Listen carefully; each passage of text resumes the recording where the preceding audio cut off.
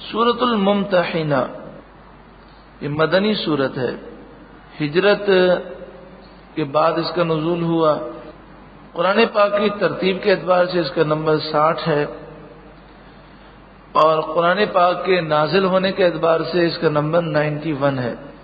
اس میں 13 آیتیں ہیں اور 2 رکوع ہیں۔ ممتحنہ اسے اس اعتبار سے کہتے ہیں کہ اس سورہ مبارکہ میں ان عورتوں کا ذکر ہے کہ جو عورتیں مکہ مکرمہ میں ایمان لاتی تو ان پر ظلم و ستم ہوتا، تو وہ مکہ مکرمہ کو چھوڑ کر مدینہ منورہ پہنچ جاتے ہیں، اور وہ یہ کہتی ہیں کہ ہم مسلمان ہیں اور ہم پر اہل مکہ ظلم کرتے ہیں۔ مسئلہ یہ تھا کہ نبی اکرم صلی اللہ علیہ وآلہ وسلم نے صلح حدیبیہ کے موقع پر معاہدہ کیا تھا کہ جو مرد مکے سے مدینے آ جائے گا اور مکے والے مانگیں گے تو ہم واپس کر دیں گے۔ تو جب عورتیں آئیں مدینہ منورہ میں تو کافر بھاگتے بھاگتے آئے اور کہنے لگے یہ عورتیں آپ واپس کریں۔ تو آپ نے فرمایا کہ معاہدے میں رجل کے الفاظ ہیں، اور رجل جو ہے وہ مرد کو کہتے ہیں، تو مرد کا معاہدہ کیا، عورتوں کا ہم نے معاہدہ نہیں کیا۔ تو پھر ان عورتوں کا ذکر کیا گیا اور مسلمانوں کو یہ حکم دیا گیا کہ تم ان کا امتحان لو، یعنی امتحان یہ لو کہ یہ واقعی سچی ہیں، کہیں ایسا تو نہیں کہ وہ شوہر سے ان کی ناچاکی ہو اور اس وجہ سے وہ بھاگ کر آ گئی ہوں اور وہ اس طرح کہتی ہوں کہ ہم جو ہیں کافر تھیں اور اب مسلمان ہو گئیں۔ تو ان کا امتحان لینے کا مسلمانوں کو حکم دیا گیا، یعنی تحقیق کرنے کا۔ تو اس مناسبت سے اس سورہ مبارکہ کو سورۃ الممتحنہ کہتے ہیں۔ بسم اللہ الرحمن الرحیم، اللہ کے نام سے شروع جو بہت ہی زیادہ مہربان نہایت رحم کرنے والا۔ یا ایھا الذین آمنوا، اے ایمان والو، لا تتخذوا عدوی وعدوکم اولیاء، اے ایمان والو جو میرے دشمن ہیں، جو تمہارے دشمن ہیں، انہیں اپنا دوست نہ بناؤ۔ کتنا پیارا انداز ہے۔ جو کافر ہے، جو یہودی ہے، جو عیسائی ہے، جو ہندو ہے، جو بد عقیدہ ہے، بد مذہب ہے، وہ اللہ کا پیارا تو نہیں ہو سکتا، وہ اللہ کا دشمن ہے۔ تو جب وہ اللہ کا دشمن ہے تو تمہارا بھی دشمن ہے۔ وہ اپنے مفاد کے لیے تم سے دوستی تو کر سکتا ہے، اور اپنے مفاد کے لیے وہ تمہیں نقصان بھی پہنچا سکتا ہے، لہذا تم انہیں دوست نہ بناؤ۔ تلقون الیہم بالمودہ، تم انہیں دوستی کی وجہ سے خبریں پہنچاتے ہو۔ جب دوستی ہو جاتی ہے تو دوستی کی وجہ سے آپ جانتے ہیں کہ پھر راز انسان پیٹ میں نہیں رکھ سکتا، وہ اپنے دوست کو بتا دیتا ہے۔ تو جب تم ان سے دوستی کرتے ہو تو اس طرح تم اسلامی راز بھی انہیں پہنچا دیتے ہو۔ وَقَدْ كَفَرُوا بِمَا جَاءَكُم مِّنَ الْحَقِّ، حالانکہ جو حق آیا تمہارے پاس، یہ کافر ان کے اس حق کے منکر ہیں، یہ قرآن کے منکر ہیں، یہ رسول اللہ کے منکر ہیں، تو پھر تم ان سے دوستی کیوں کرتے ہو؟ یخرجون الرسول وإیاکم، یہ وہ لوگ ہیں جنہوں نے رسول اللہ کو نکالا اور تمہیں بھی نکالا مکہ مکرمہ سے۔ ان تؤمنوا باللہ ربکم، صرف اس وجہ سے کہ تم اللہ پر جو کہ تمہارا رب ہے اس پر ایمان لائے۔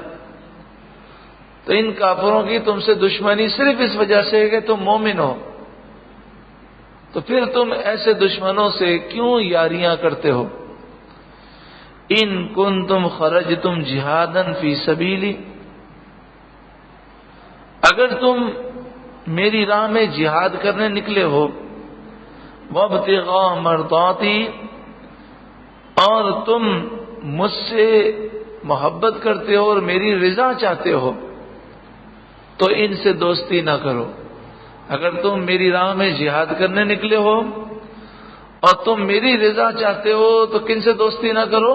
کافروں سے، بدعقیدہ لوگوں سے دوستی نہ کرو۔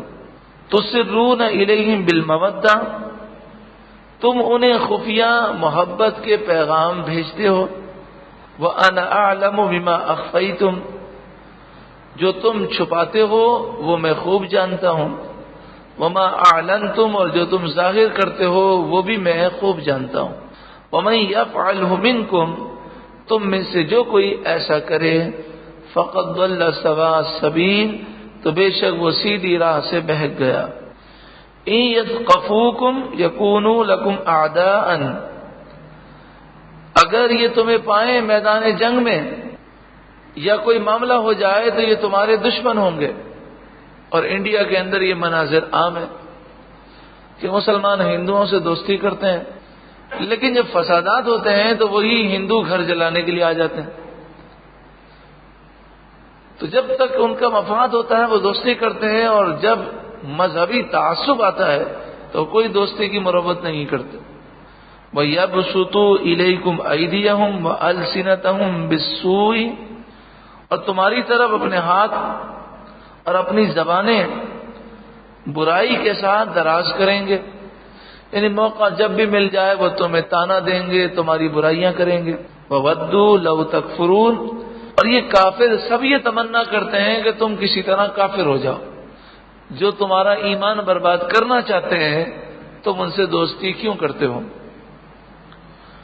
لن تنفعکم ارحامکم ولا اولادکم یوم القیامہ، تمہارے رشتہ دار، تمہاری اولاد قیامت کے دن تمہیں کچھ نفع نہیں دے سکیں گے۔ اگر اللہ ناراض ہو گیا تو تمہاری اولاد بھی تمہیں کوئی کام نہیں آئے گی، تمہارے رشتہ دار بھی کام نہیں آئیں گے۔ یفصل بینکم، اللہ تعالی تمہیں ان سے الگ کر دے گا۔ واللہ بما تعملون بصیر، اللہ تمہارے تمام کاموں کو دیکھنے والا ہے۔ قد كانت لکم اسوۃ حسنۃ فی ابراہیم والذین معہ، تمہارے لیے تو بہترین مثال حضرت ابراہیم کی زندگی میں ہے اور ان مومنین کی زندگی میں ہے جو ان کے ساتھ ہے، کہ انہوں نے اسلام کی دعوت دی کافروں کو۔ جب دیکھا کہ وہ کفر میں پختہ ہیں تو حضرت ابراہیم نے ان سے کنارہ کشی اختیار کر لی۔ اذ قالوا لقومہم، جب ان لوگوں نے اپنی قوم سے کہا یعنی کافروں سے کہا، انا براء منکم، بے شک ہم تم سے بیزار ہیں، ومما تعبدون من دون اللہ، اور اللہ کے سوا تم جنہیں پوجتے ہو ہم ان سے بھی بیزار ہیں۔ کفرنا بکم، ہم تمہارے منکر ہوئے، وبدا بیننا وبینکم العداوۃ والبغضاء ابدا، یہ حضرت ابراہیم اور ان کے ساتھ جو مومنین تھے انہوں نے کافروں سے کہا، اور اللہ فرماتا ہے یہی تمہارے لیے مثال ہے، تمہیں بھی ایسا ہی کہنا چاہیے۔ کیا کہا انہوں نے؟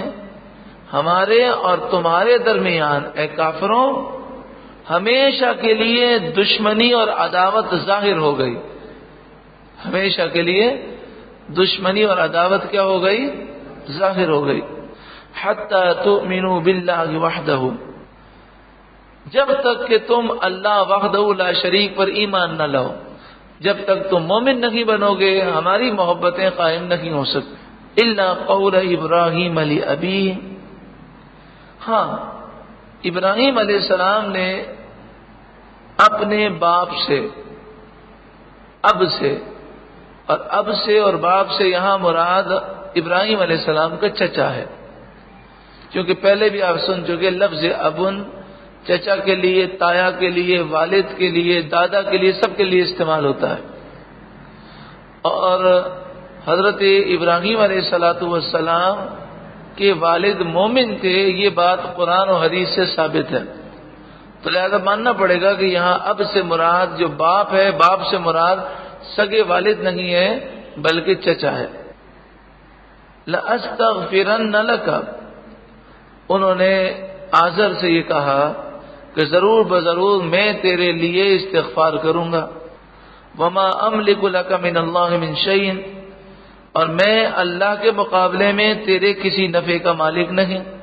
تو وہ حضرت ابراہیم علیہ السلام نے چونکہ کہا تھا تو آپ نے یہ وعدہ پورا کیا اور آزر کے لیے آپ نے استغفار کیا، پھر آپ کو منع کر دیا گیا تو آپ اس سے بیزار ہوئے، اور پھر آپ نے کبھی بھی کافروں کے لیے، مشرکوں کے لیے، یا اپنے آزر کے لیے جو ان کے چچا تھے، جو ان کا چچا تھا، اس کے لیے آپ نے کبھی استغفار نہیں کیا۔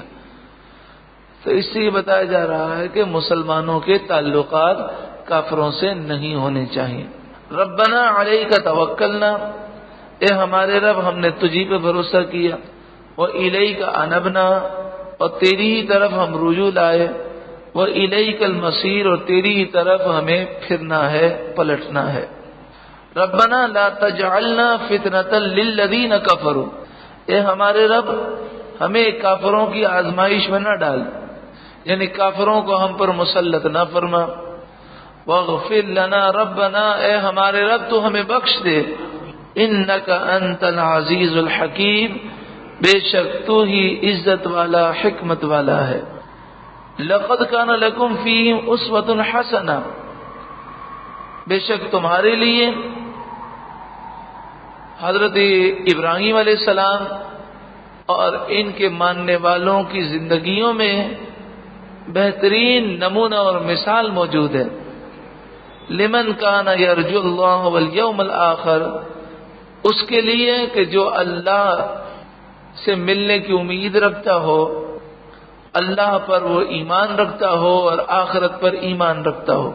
ومن یتولی، اور جو کوئی منہ پھیرے، فإن اللہ هو الغنی الحمید، تو بے شک اللہ غنی ہے، حمید ہے، وہ کسی کا محتاج نہیں، اور کائنات کا ذرہ ذرہ اس کی حمد و ثنا بیان کر رہا ہے۔